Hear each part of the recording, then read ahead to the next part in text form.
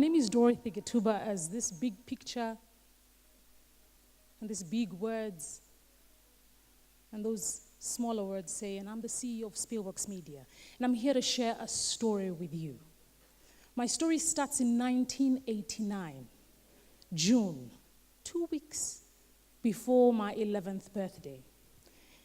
It was 3:45 in the afternoon, and my mom had told me that she'll pick me up from school at 4:45. School was done. I had an hour to kill, and so I decided to do what any self-respecting 10-year-old would do. I would go and play. And so I left my bag and my shoes at the gate at the school, and I took off to play.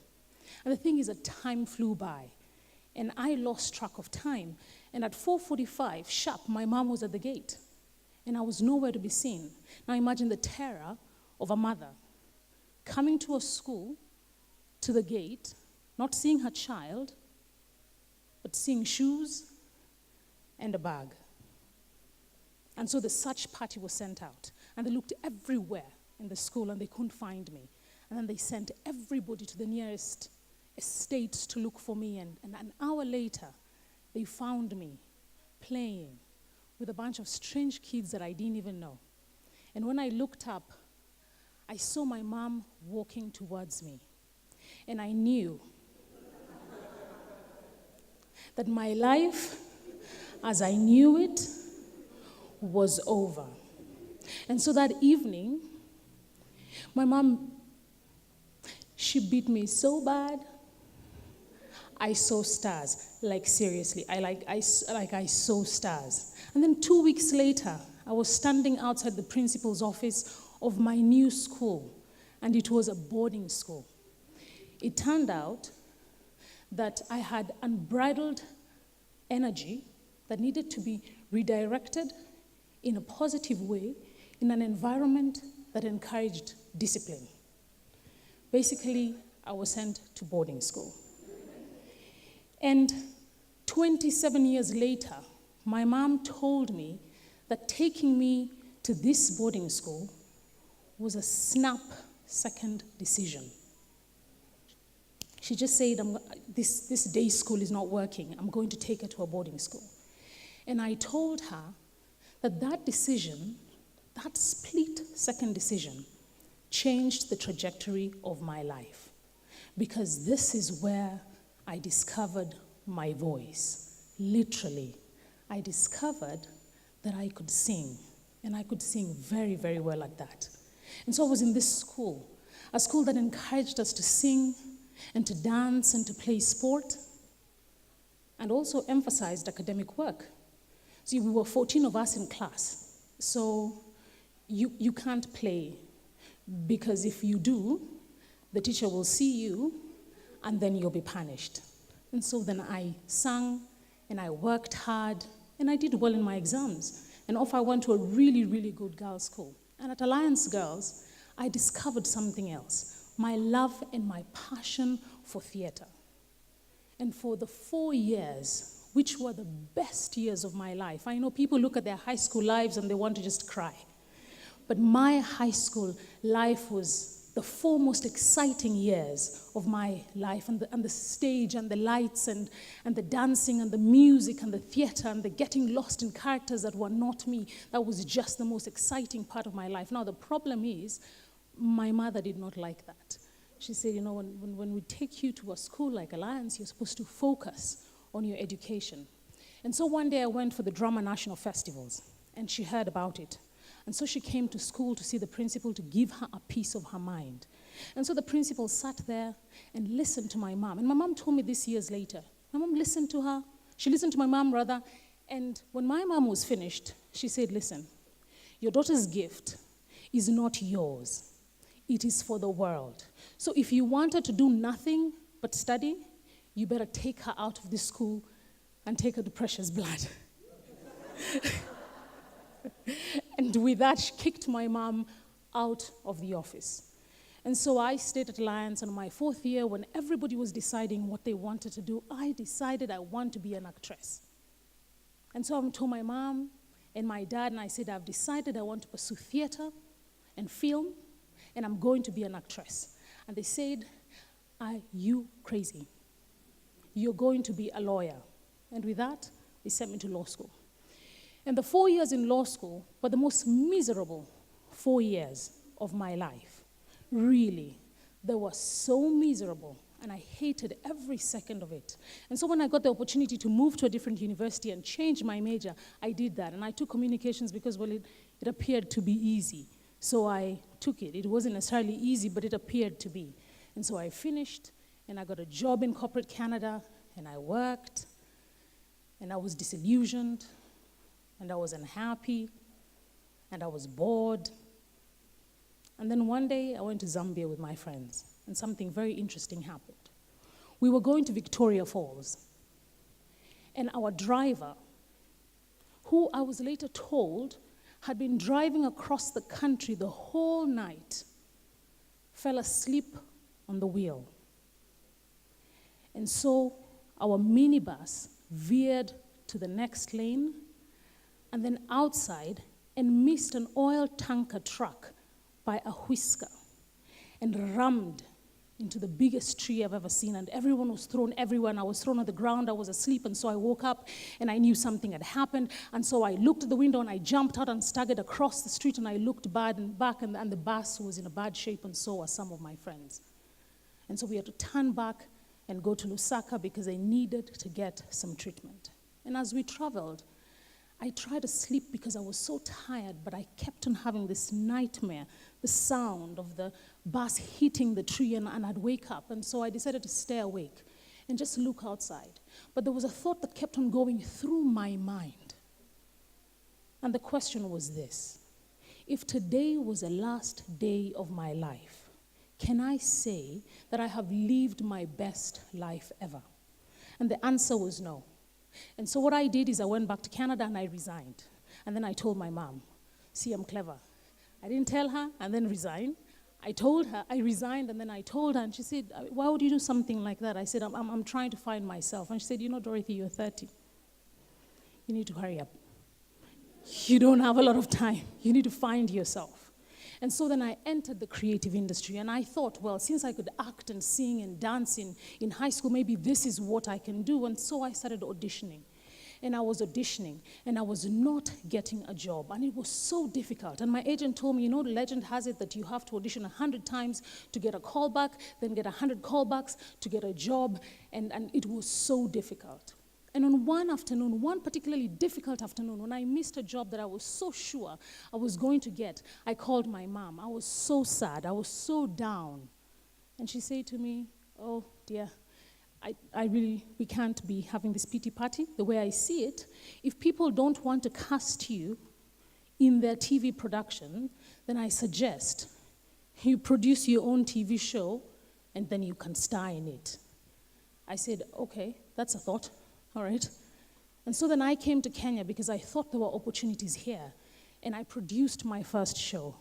Now, I didn't get to have the starring role because producing and starring in your own TV show is next to impossible. But I had a little role as a headmistress who told the children to go and read, and I think that was just about it. And so 7 years later, Spielworks is 7 years old. We have 18 television shows. We have 41 movies. We have numerous web shows. We broadcast in over 40 countries in Africa. And it's an amazing thing. It's truly, truly amazing.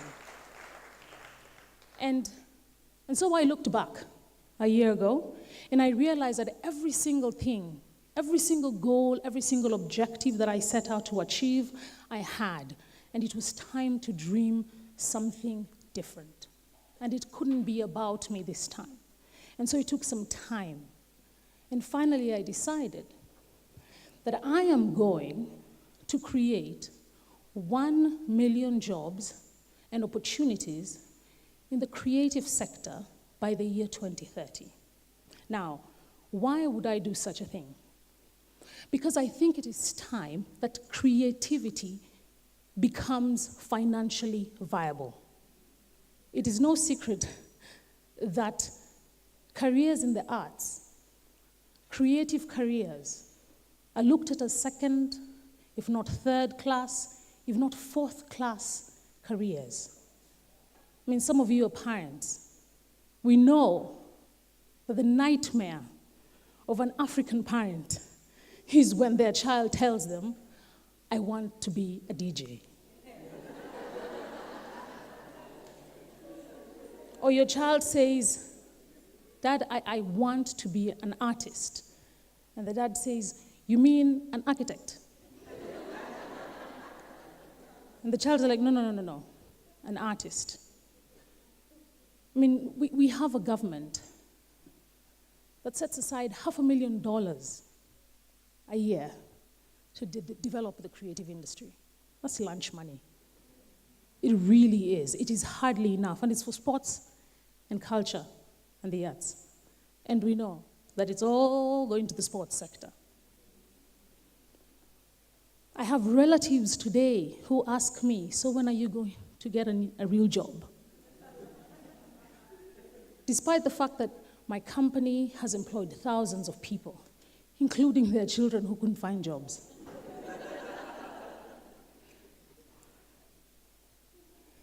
Listen,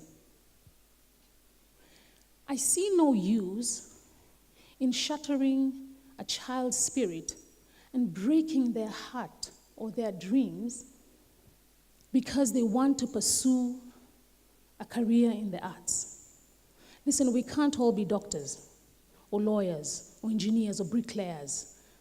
We don't have the aptitude or the talent or the inclination even. Now, if I asked one of you to sing or to paint, you'd be like, no, I can't. Sing a song. You'd be like, no, I can't. And I'd agree with you because we've heard you in church making a joyful noise and not necessarily singing. And what if I held a gun to your head and I say to you, you know what? You are going to sing and this is going to be your career. Or you're going to paint and this is going to be your career. Or you're going to write. I don't care that you can't conjugate, but this is going to be your career. You know, that's what we are doing to our kids. We're holding a gun to their heads and we are telling them, you must be a doctor. You must be an engineer. And they say, no, I just want to write. No, I just want to create. No, I just want to design. I say, no, you must be this and you must be that. For creative people, creating, that is their gift to the world. And if you take that away from them, you're taking the very essence of who they are. We live in a country that is killing creativity by systematically blocking avenues for kids who want to pursue a career in the creative arts. And why? Because we have been conditioned to think that a career in the arts is not compatible with a good education. So here's what I think.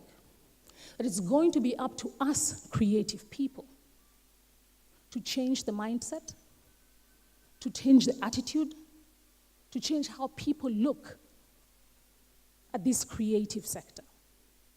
We're going to have to unite, we're going to have to work together, and we're going to have to open doors and create opportunities for the people who are coming after us. Running a media company is not easy, and I doubt it's going to get any easier. I wake up every day, there's no template, there's no roadmap, a map I can open and I can say, this is how I'm going to go and this is the path that I'm going to follow. So I keep on making mistakes. I really don't think there's someone who makes more mistakes than me in this room. But I've convinced myself that I'm just collecting data, so I can do better next time. And so I fall down 7 times and I get up 8 times. But I will not stop until creativity becomes financially viable. That a kid will go and tell their father and their mother that they want to be an artist or a DJ, and their parents will be okay with that because their child will be able to live off their gift. Now, I have the sense to recognize that I am here because, I really work very hard. But more importantly, because there are some people who've tolerated my audacity to live life differently. And more importantly, because there are people who have opened doors and who have created opportunities for me.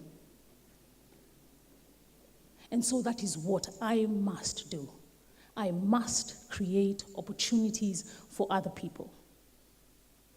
I want to end by paraphrasing something that Michelle Obama said.